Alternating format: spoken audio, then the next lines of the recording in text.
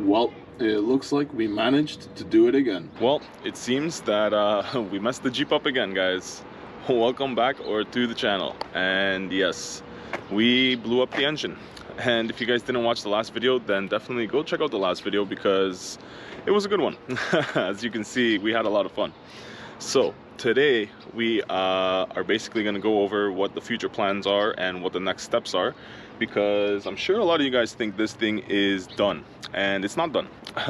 I thought it was done the first time I blew up the axle. Then I thought it was done when I blew up the transfer case. Then when I blew up the axle again, and now we blew up the engine. But it's not over.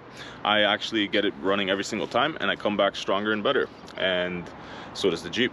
So this time I actually found myself a new engine. We do have a couple of options, and I was thinking of going with an LS. The reason I'm not doing the LS is it's a lot of money and it's a lot of downtime, and I just rebuilt both front and rear axles, so I don't really want to be spending that much money. To do the LS, I'm going to need a radiator, fuel lines, fuel pump, probably a gas tank, exhaust, ECU, like a whole bunch of shit that I don't really want to go through the hassle of dealing with at the moment.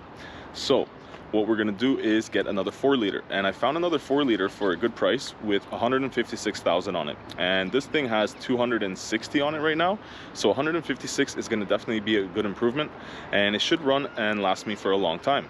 And they want about $700 for it, so 700 bucks isn't too bad. I found a couple of engines between 300 to 500, but they all had around 2 to 3 to 350,000 kilometers.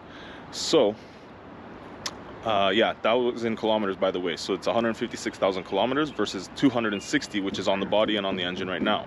So we're basically going to be saving ourselves just over 100,000 kilometers, which is good. It's a lot of, it's like 60,000 miles, so it's gonna definitely bring back a little bit of life to this thing. But I am gonna go check out the engine. We're gonna go take a look at it, see exactly what's up, and then we're gonna see our next steps. I can install it myself. I can get it installed by the guy I'm gonna go check it out at, because he owns a shop. So we're gonna go see it, take a look at it, make sure that everything is as it should be. And while we're in there, we're gonna basically see what it needs to get replaced, because I do have a lot of new parts on this thing as well. My radiator is gonna stay.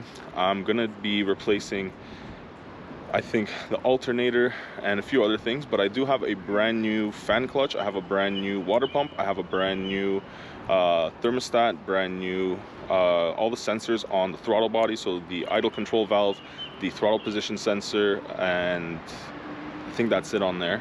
But yeah, all of that is good. I just cleaned out my throttle body, so everything is good. Everything is pretty much as it should be on mine. So I think I'm going to keep the throttle body and keep a couple of other things. But let's go jump in the Gladiator. Let's go run down there. Let's go see exactly what this engine looks like and if it's worth buying. If it is, I'll leave the guy a deposit, and then we'll get this thing back on the road. He said I can get it done next week, so it won't be down for long, and we will be able to get back out before the start of the trail opening, which will be the 1st of May. So let's go, let's get everything, and let's hop in the Jeep and let's see exactly what's good with that new engine. Bit of a change of plans. I was going to take the Gladiator, however, I want to go grab something to eat because it's an hour and a half drive there, hour and a half drive back, and I don't really want to be eating in there because I just detailed it, I just cleaned it, and yeah, so we're going to be taking the company car and hopefully save ourselves a little bit of time. Have a good night. Sweet, thanks man. Okay, now we got our food and we're ready to hit the highway. Now let's go get into traffic. Yep, I was not joking. Getting through Toronto on the 401 is brutal. You can see it is red the entire way. So we've still got over an hour to go and only 88 kilometers to go. So without traffic, it would take us a lot less than an hour. But you can see it's packed on both sides, that way and this way. So we're gonna have a good time both ways, and yeah, unfortunately, that's what it is. The 401 is crap. I know there's a lot of places with a lot of bad traffic, but there's actually like TV shows about this highway and how bad it is and how many accidents there is and just all the crap that we get because of all the people always just driving like shit. So yeah, let's go. And since it doesn't look like we'll be going anywhere anytime soon, because traffic is, yeah. So I can take this opportunity to explain to you guys what exactly happened to the engine, because for those of you who have even watched the last video, I know that you guys are probably still wondering how exactly the rods went through the oil pan. So basically what happened is I went into the like 2 or 3 foot deep, I think it was like around 2 foot deep mud puddle. I went in way too fast. All the water basically created a wall on the front of the Jeep the way that it just got pushed. It didn't have any time to like disperse. It kind of just got pushed. It came up over the hood, right through the intake and right through the little space like between the hood and the grill, right into the intake and flooded my engine. So as soon as it flooded it, it locked up and it stopped. So I got pulled out, and at that point we pulled the plugs and we checked, and basically we couldn't turn the engine over using the starter, and we couldn't turn the engine over using the actual what's it called, breaker bar on the crank.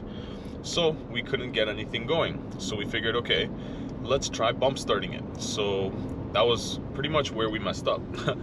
Right when we went to go bump start it, it kind of destroyed itself. It had no way of getting the pistons to move, so the power had to go somewhere when I dropped the clutch, and the power went through the bottom end.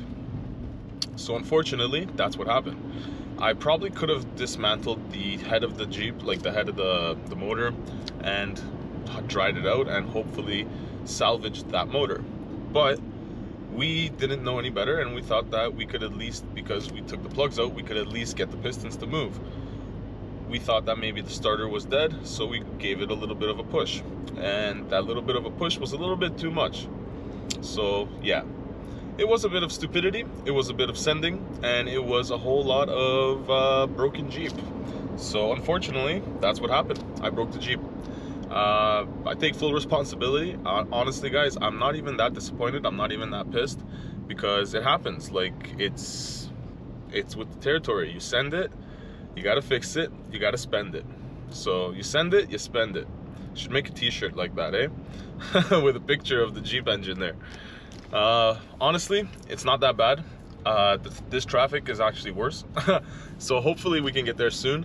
I still got another hour to go, and as soon as I get there, I will hopefully be able to go in and take a look at the engine and get a video for you guys. I will tell the guy that I just want to get a shot and just get some footage. I don't know if he'll let me walk around the shop and get a shot inside the shop, but I will hopefully, well, I will get some footage of the engine. So stay tuned, because that's the next stop. Well, here she is. Doesn't look too bad at all. We will be swapping out the throttle body like I mentioned, so we will have a spare. We're gonna have extra sensors, and we do have all new hoses. We have a brand new fan clutch, we have a brand new water pump, we have a brand new thermostat. I think I've got like 3 thermostats.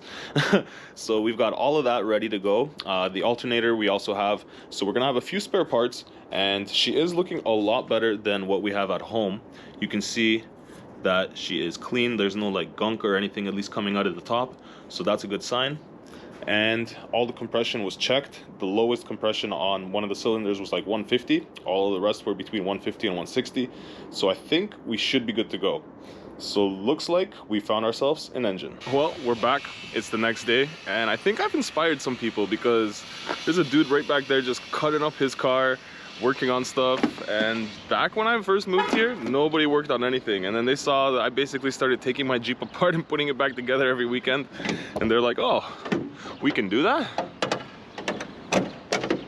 So back at the Big Bird, and I'm gonna need a new one of these guys, because I'm good, because it got real crispy. There's Vince looking all crispy. but she got super wet and super crispy. It's not dirty, as you guys can see. Like, it's, well, it is now. It's not great, but it wasn't terrible. It was actually white when I took it out, but it dried kind of nasty now. So we're gonna get a new one of those. I am gonna be cleaning up a lot of stuff in here, because you can see there is a I don't even want to touch that with my finger, but there's a lot of dirt and mud and just crap built up in here. So we're definitely going to be taking care of that. I do think I'm going to be taking off my throttle body, even though it kind of looks a little bit worse for wear. It is clean on the inside. I did put new sensors. It's got all 3 sensors are brand new. Radiator's brand new. Radiator we're gonna keep, obviously.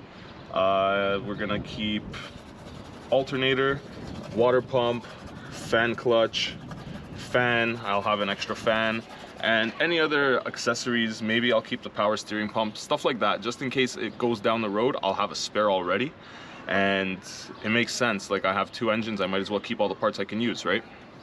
So that's the plan for that. But let me give you guys a little bit better look at this motor. So forgive the background noise. Like I said, I've inspired people to start working, but there is some definite inspection holes in this thing now. Like, geez, we've got a big old hole there, big old hole there, and yeah, definitely toasted this guy. I will be keeping the starter as well, but yeah, we send it pretty hard. Like, you can see these are thickened mounts. These are 3/16 thick, and you can see I've already bent one. They are beefed up on the bottom as well. And I've replaced all the mounts on this thing because it is a Sendmobile, so you need thicker mounts. I've already ripped off most of my mounts. You can see this one's like a 1/4 inch thick. Like, they are some beefy mounts. Like, that thing's almost as thick as my finger. So this thing is built well. So I'm actually glad that I found an engine and I can actually keep sending this thing. Even though I do have my axle full of water right now. You can see a little leakage there and a little splooge over there. We're definitely gonna have to do a little bit more maintenance than just the engine. We'll change out some fluids, but she will be sending again very, very soon. So I think that's pretty much gonna be the update for today's video. And to give you guys an update on the Gladiator. Oh, sorry, you guys got a little dirty down there. There you go. So, to give you guys an update on the Gladiator, I am going to be taking it into the dealer just to see what they say, get a second opinion, and see what that noise is all about.